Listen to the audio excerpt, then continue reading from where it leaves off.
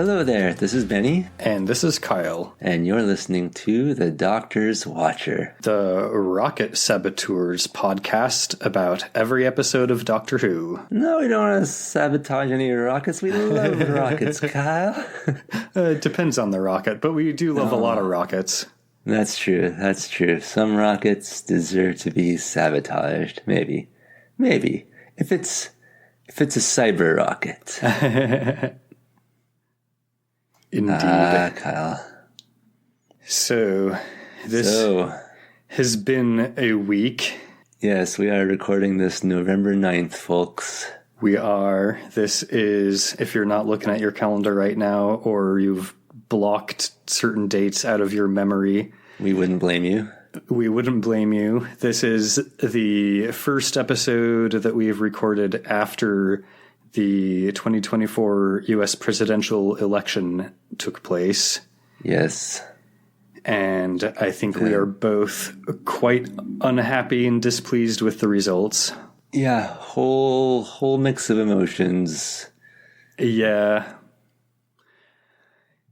So, but the fight goes on. Yeah, the fight goes on. That's what we're focusing on. Yeah, we still have the people we love. We're in this together. Kyle, you know, I love you a lot, and you're one of my best friends and favorite people on this whole planet, and I'm glad to be sitting here recording an episode of our silly little Doctor Who podcast with you. And you as well, Benny. We've been friends for like over 20 years now. It's been a long time. It's been a while. And yeah, even longer than we've been doing this podcast. I love you as well. And the time that we spend doing this, and we're not going to let a bunch of assholes with politics that we disagree with affect our fun little hobby project. So that's right. And we're going to make this episode extra shippy if we can. We'll see what opportunities we get. Indeed. But yeah, we don't want to like dwell on things. We know people listen to podcasts as an escape a lot of the time. So yes. I think that's probably all we really specifically and directly have to say about things. Indeed. So, have you been up to anything else that you wanted to chat about? You know, last night and the night before, my partner and I watched a couple of old movies that are long favorites of ours that still held up. 2 nights ago, we watched Oh Brother, Where Art Thou? And that's a fun one. Last night, we watched Hail Caesar. Another fun one, yeah. So that's what I've been up to most recently. Hail Caesar has Han Solo in it, right? Yeah, it does. Good stuff.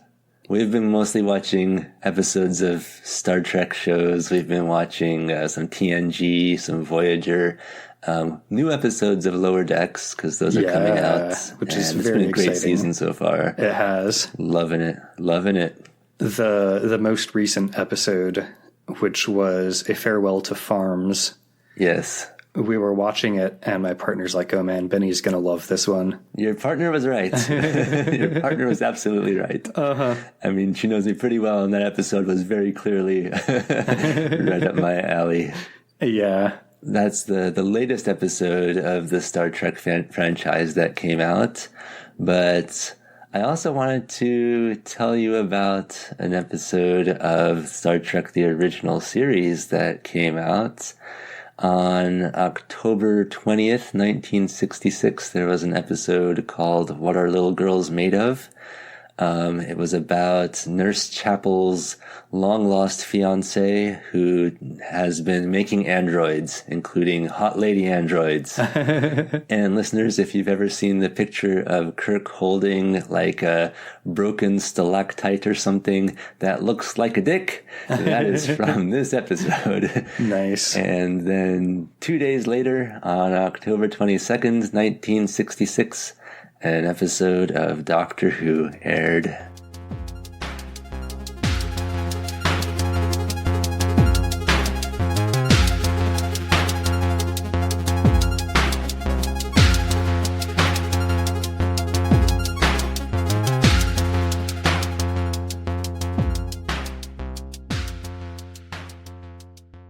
Indeed. The 7th episode of the 4th season. Which was the 3rd episode of the 2nd serial. Yes. Of the 4th season. Lots of ordinal numbers here. The second serial of the 4th season was the 10th planet. So, Kyle, Doctor Who Season 4, Episode 7, the 10th planet, Episode 3. How'd you watch it? Yar, this was another episode that do be existing, but not on BritBox. So you'd be having to watch it in the same way as episodes 1 and 2. Well, our sails have been furled. Is furled that they're out or in use or rolled up? I think furled is in. I think you unfurl them in order to sail. That sounds right. You would know, Kyle. You're far more piratically inclined. Just in your whole vibe. Kyle has multiple pirate outfits, folks. It's true. Yeah. So our sails have been unfurled. Our flag has been hoisted, and sounds like it's another one that is out there to be seen. If you be sailing the right waters. And do ye recall what the Cliff Dingler was? Aye, Captain. Our cliff dangler was that there be cyber sails on the horizon. I don't know if we're going to do the pirate thing for this whole bit, but yeah. From the planet Mondas, we have hundreds of Cybermen ships approaching Earth. We do. There are hundreds of ships on the radar. And as we pick up with this episode, for some reason, the Doctor starts groaning and he gets kind of wobbly. And then he basically just collapses into Ben and Polly's arms. Yeah, we all feel that way sometimes, Doctor. Yeah, I've definitely been there. Hashtag relatable. So, General Cutler assigns a technician to help Pollen get the Doctor somewhere where he can be looked after. Cool. They basically find a cabin at the Snowcap base to put him in. And meanwhile, Snowcap tries to raise Zeus 5 on the phone. Of course, remember they had sent up the son of General Cutler, Lieutenant Cutler, to try to go after Zeus 4 or Shilliliums and help save them. Yeah. Things didn't go so well for Zeus 4, so let's hope Zeus 5 fares better. So yeah, they've sent him up on Zeus 5, which I thought maybe we would call Shilliliums 2. If Zeus 4 was Shilliliums. I guess numerically that follows. Does Cutler Jr. have a co-pilot, though? And no, it's a solo trip, unfortunately. Oh, well, sometimes your ship can be solo. You just kind of, get your hand on the control column. ... Take things into your own power. Yeah. Autopilot, if you know what I mean. They are able to reach him, and they are very insistent to find out whether he's experienced any power loss. You sound very head up down there. Yeah, there's some loss of power when I'm in orbit on the same side of Earth as this new planet, but it picks up again on the far side. I guess I'm shielded there. What happened to Williams and Schultz? Good question. Also, maybe if you're shielded in one part of your orbit, maybe just do your best to stay there. Maybe start your re-entry from that side of the orbit. Yeah, might not be a bad plan. Just tossing that out there. But yeah, Snowcap, they're basically just something happened, and now, instead of docking with Schultz and Williams, we're just going to bring you back home. I guess they're trying not to panic him. I did think it was kind of interesting that he said they sound very head up. I kind of thought that was like a modern turn of phrase, but no, apparently it's been around for a while. Since the 80s, at least, right? Because this episode takes place in the 80s. 1986, if I remember right. That sounds, something like that. I think, yeah, in 1966, when this episode came out, they predicted that would be a term in use in 1986. General Cutler provides a nice quick little summary of the situation, just in case like there are any new viewers who didn't see episodes 1 and 2. Thanks for the recap. Now listen, men. The situation, as I see it, is this. We've got 3 major problems on our hands. 1, my son has been sent up on a foolhardy mission, and we've got to get him down. 2, another visit from these creatures is almost a certainty. And 3, the Earth is being drained of its energy by this so-called planet Mondas, whatever it's called.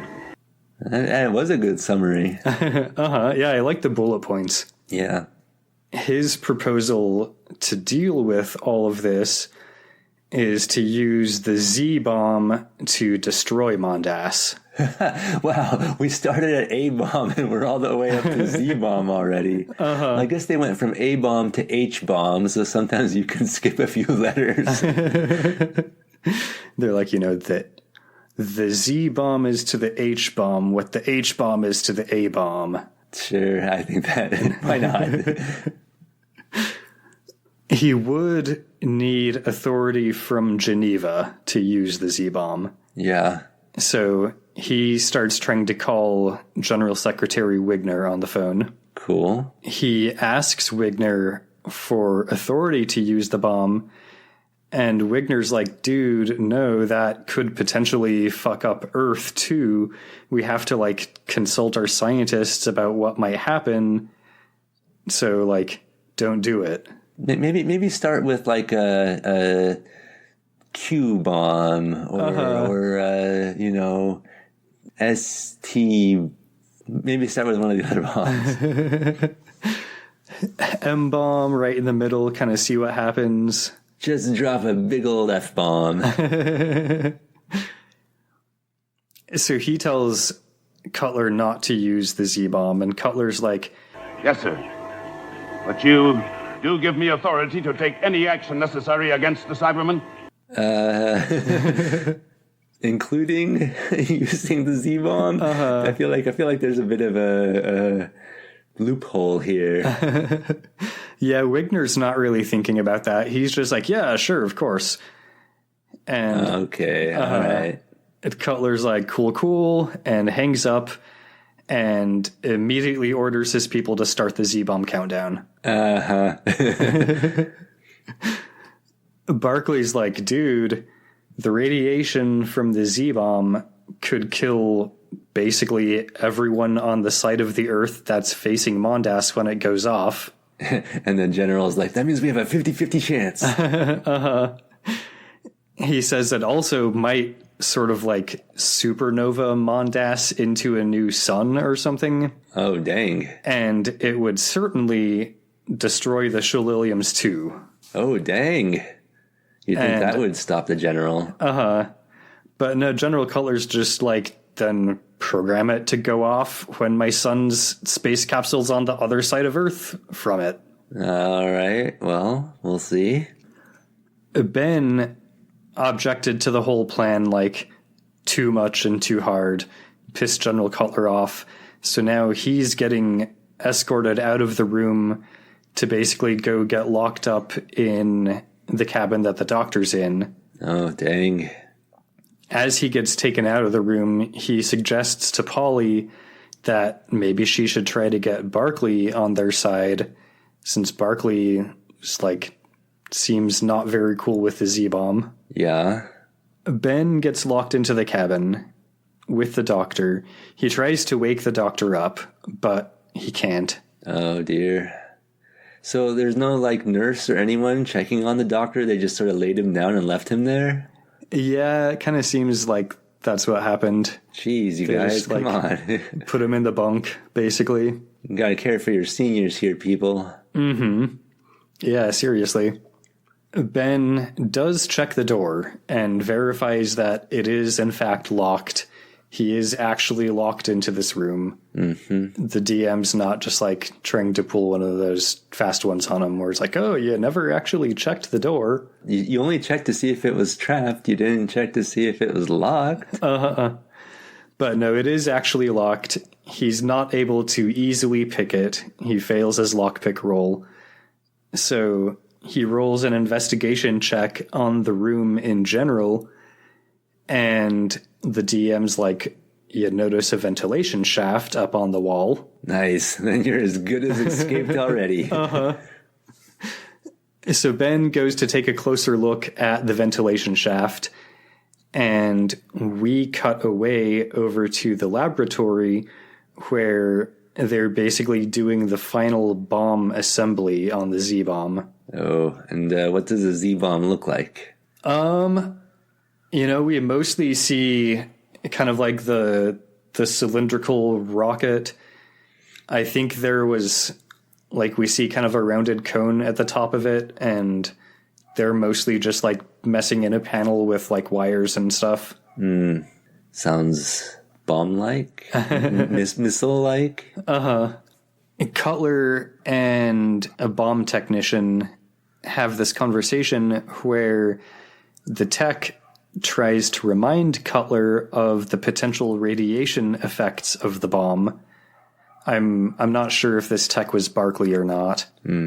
But Cutler still just fully doesn't give a shit because they don't have time to wait for these fucking scientists to analyze what might happen if the bomb goes off. Yeah, there's a certain type of general who's like, well, if we've got these bombs... Yep. It's like, what's the point of having it if we're not going to use it? Yeah. And, listeners, I think you can guess how we feel about that, but we are not fans of that particular type of thinking. Incidentally, the movie Dr. Strangelove, or How I Learned to Love the War, I think that's the correct subtitle. To Stop Worrying and Love the Bomb. Something like that, yeah. I think that's right. Anyway, great movie. Deals with these topics. Quite when dark did that humor. One come out? Like 60s or 70s, I think. 64. Oh, that was earlier than I thought. I would have guessed like 69 or something. That already existed when this episode came out.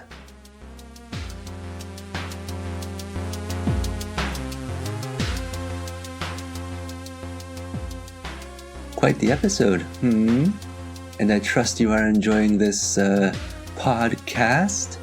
Well, perhaps you should leave a rating and review. Yes, and don't forget to tell a friend or companion. We cut back to the main, like, tracking area of Snowcap, where the communications technician has been unable to raise Shilliliums 2 for a little while. Uh-oh. He keeps trying, and as he keeps trying, Polly goes to work on Barkley. She starts asking him about the possible negative outcomes of using the Z-bomb.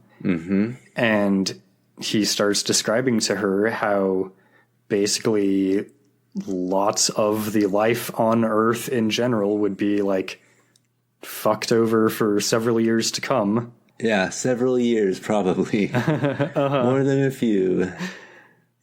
And she's like... And you're prepared to just let this happen? Well, what can I do? Cutler holds all the cards. Yeah, spoken like a true military man. Yeah, seriously. They had talked some earlier in the episode about how Mondas is draining Earth's energy, but I guess it's draining it, like, too much or too fast or something. And at some point, they believe that Mondas will be destroyed because it will have taken on, like, too much energy from Earth. Oh, well, I guess we could reach that conclusion, or just that they'll at some point stop draining. Yeah, you'd think they could just, like, unplug or turn off or something. Yeah, all right. We've hit 100% charge. We can now unplug the charger. So Polly suggests that they should just fight the Cybermen off until we reach that point and Mondas is destroyed. Well, if that's an option, sure. She's very clear that she's making this suggestion even if it means sacrificing General Cutler's son. Dang, all right. She's, she basically pulls the whole, like, needs of the many, needs of the few argument. But Barclay says that if he doesn't follow General Cutler's orders, someone else will, basically. Again, that's a very kind of military attitude, isn't it? But Polly has an idea about this. She suggests that they just pretend to follow General Cutler's orders while actually ensuring that the rocket that the Z-bomb is mounted to doesn't go off. That could work. The radar technician detects something approaching the planet. They assume that this is probably more Cybermen. Yeah, whatever happened to those hundreds of ships that we heard about? Yeah, we never really followed up on that. I guess they're just kind of still there. Oh, all right. General Cutler decides that this new thing approaching the planet, they should let it land, and then they should ambush it. So they all start preparing for this plan, and they're continuing to prepare the Z-bomb to be launched. I see General Cutler wants to be able to capture the alien technology and the alien bodies to bring them back to the lab to unlock new research trees in his game of XCOM. Yeah, decide like what bit of research and technology to work on next for a few days and how many scientists to assign to each one. Yep. Yeah, there's, he's looking up the Cyberman wiki to find like the technology trees and figure out like what order he wants to unlock things in. And so during all these preparations, Polly and Barclay sneak off together out of the tracking room to go rescue Ben. All right. Well, I guess that could be the Pollenclee, the Barlin. Barleyan, Barclin. Barley Ollie. They find Ben in the cabin with the doctor. He is still trying to remove the screen off the ventilation duct. Dang. All right. I really thought that was going to lead somewhere. Yeah, I guess he's just having like really bad luck with the dice today, it seems like. Yeah. He says that the quack came by and said that the doctor is going to be fine. Oh, well, at least somebody looked at him. Not just like abandoning him. But there hasn't actually been like any noticeable change in the doctor. He's still just like apparently asleep in the bunk or whatever. But he'll be fine, apparently. No, I think the Cybermen are draining his energy too. Barclay knows an easy way to sabotage the rocket in such a way that will prevent it from launching, but will not be easily discoverable. Nice. So, like, it'll take him a while to figure out what's wrong with it or whatever.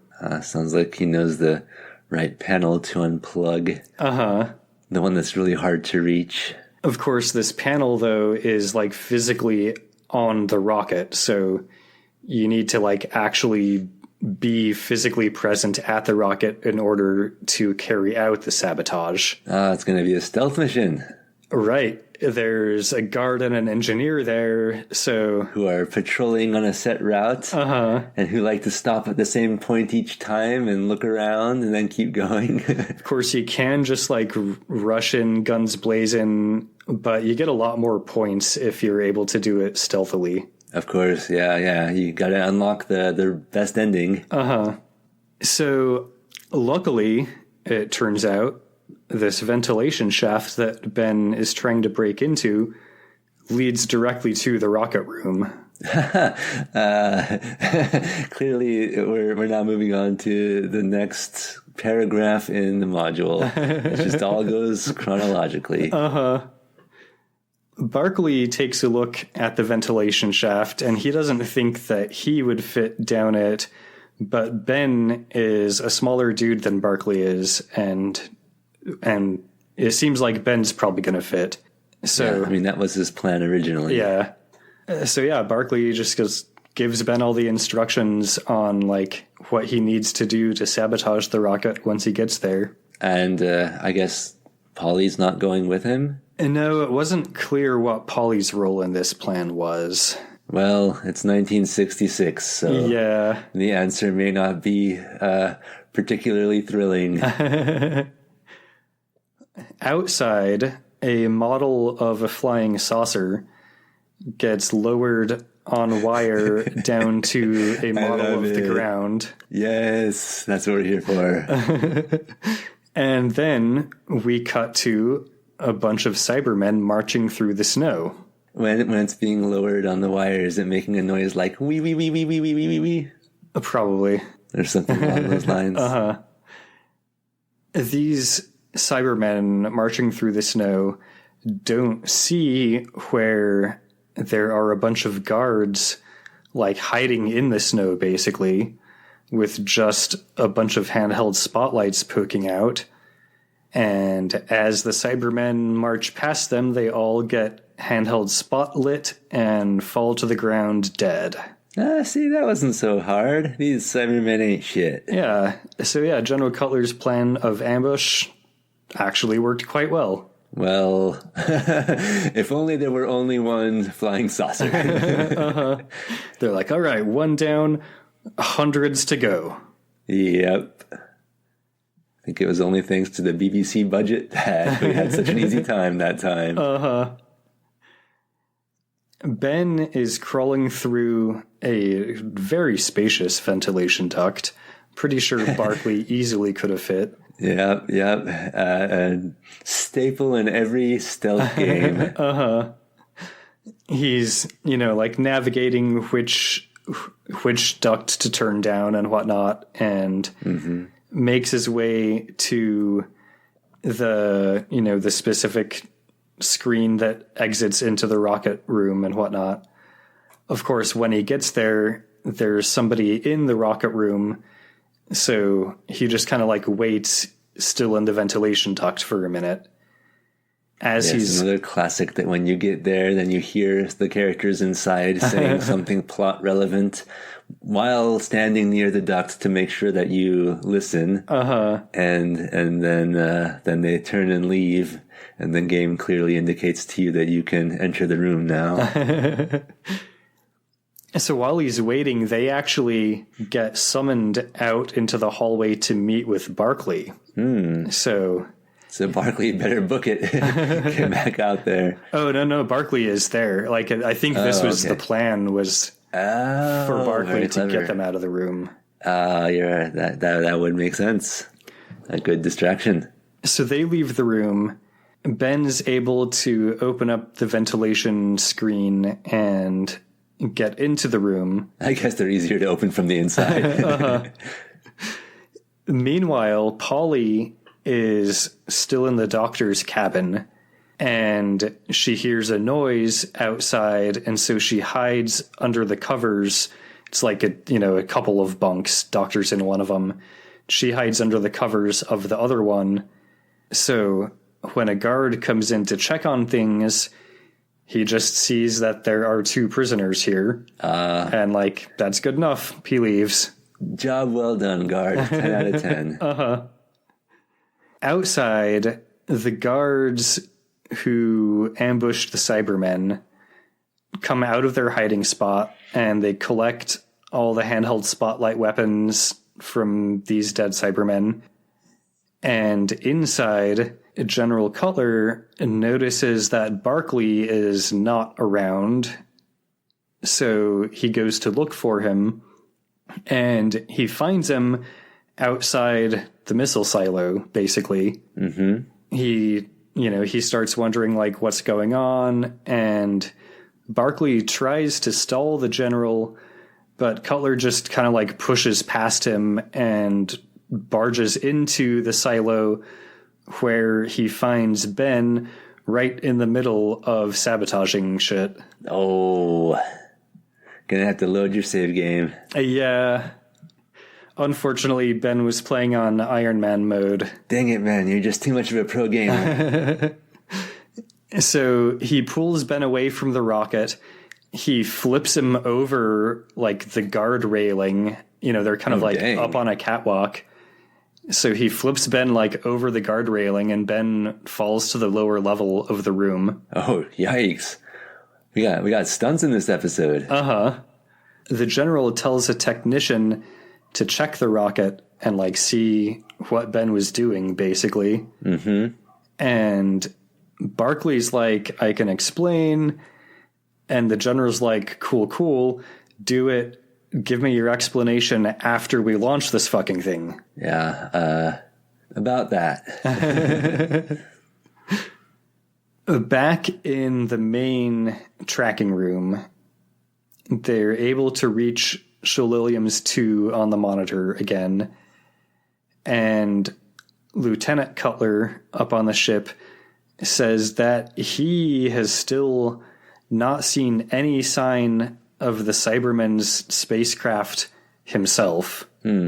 He asks like when they're going to bring him back down, and they say that they have to deal with Mondas first, so he's going to have to stay up there a bit longer. Do they, though? Like, they can't multitask? Yeah, seriously. Also, it seems like it would be mostly him doing the work and not them anyway, but what do I know? Yeah, we're not rocket technicians from 1986 from the lens of 1966. He says that his capsule is getting a bit slow on the controls, and that his power levels keep kind of like dropping and then picking up again. And Snowcap's just like, yep, that's Mondas. I'm sure it's nothing to worry about. Ben is unconscious from his fall. Oh, yikes. Polly is trying to wake him up, while meanwhile, like, final checks are being performed on the rocket. The countdown is set to 2 minutes. That's plenty of time.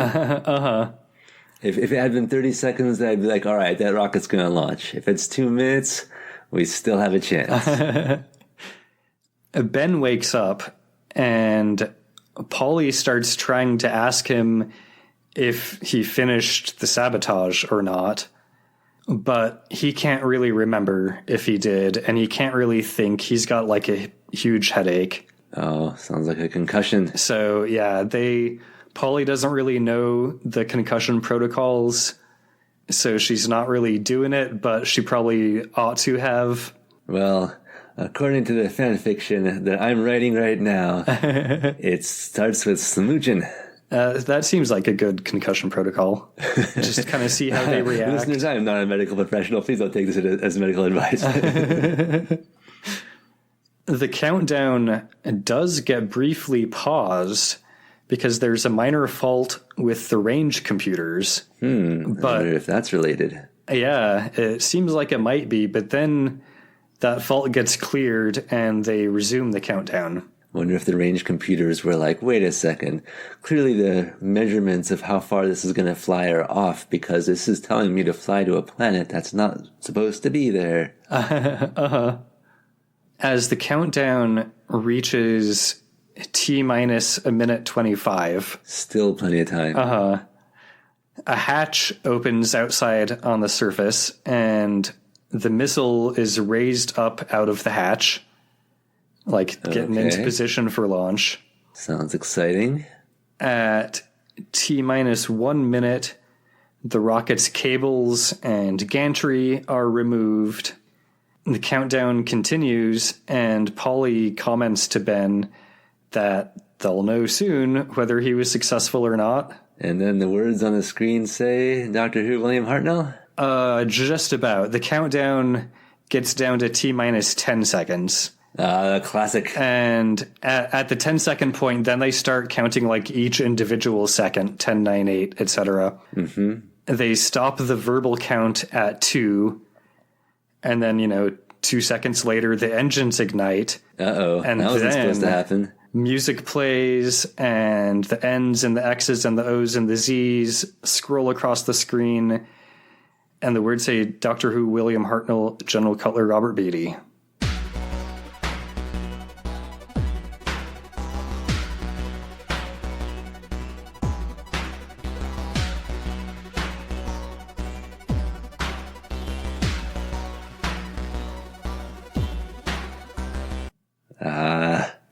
Sounds like the sabotage was unsuccessful. Does seem to be the case. All right, well, we got ourselves a bit of a pickle here, Kyle. We got ourselves a cyber pickle. Not my favorite kind of pickle.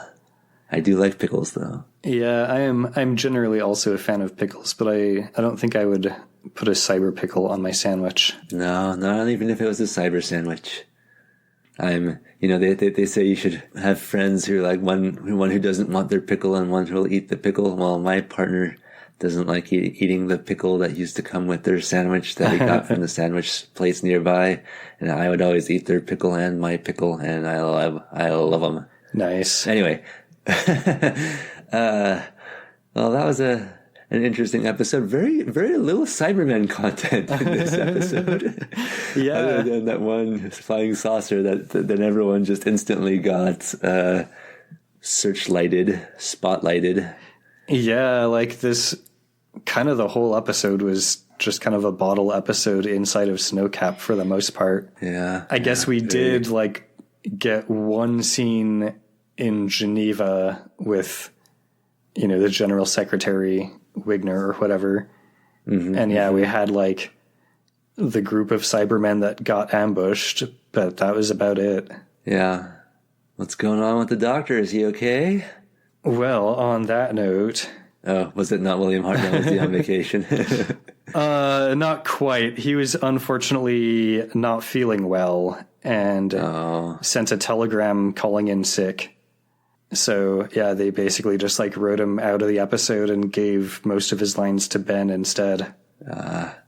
Well, did we see him in the episode then? Or was that him? Was it someone in a wig? At the start, when he's first collapsing, I'm pretty sure that was someone in a wig.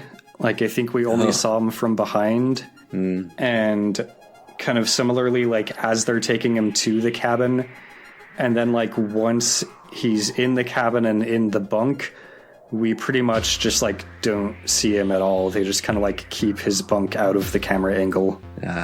Well, I hope he feels better soon. Yeah. All right, Kyle, what notes did you have for us, besides telling us about how old Billy Hartnell's doing? I think that was my only real end note on this one. Alrighty. Well, in that case, we'd like to thank Circuit 23 for the awesome theme music that he made for us. You can check him out on SoundCloud and Bandcamp. And Kyle, thank you for watching another episode of Doctor Who and telling me all about it. And thank you, Benny, for listening to me talk all about Doctor Who. And thank you, listeners, for listening to me listen to Kyle talk about Doctor Who. We'd love to hear from you. Please feel free to message us on the social media platforms, the old standard, at Dr. Watcher, or email us at thedoctorswatcher@gmail.com, I think we are. That sounds right. And we've done this so many times, and suddenly I'm having a brain fart.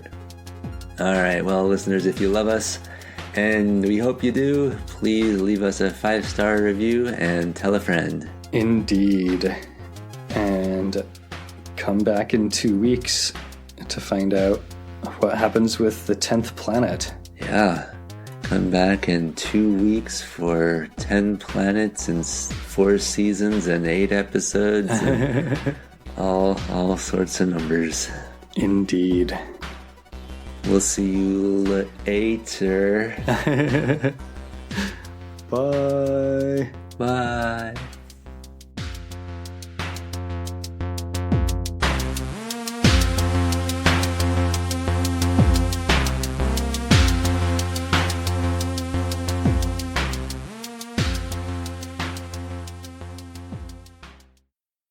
he said eventually it would absorb too much energy and burn itself out, or shrivel up to nothing. So all we've got to do is wait. Wait? Sure, wait until those Cybermen friends of yours get here and take over this planet. Oh, no, mister, we're not going to wait. We're just going to accelerate the process a little. We're going to make it disappear just a little bit sooner, that's all. But don't you see, General? A nuclear explosion on Mondas would deliver a terrific blast of radiation, enough to destroy all the life on the side of the Earth that's facing it. It might even turn into a sun, a sort of supernova. And it would certainly destroy the space capsule. That's a risk we'll have to take. So far as the capsule is concerned, Dr. Buckley, you are going to program that bomb so that it hits Mondas at a time when my son's orbit has taken them to the far side of the Earth.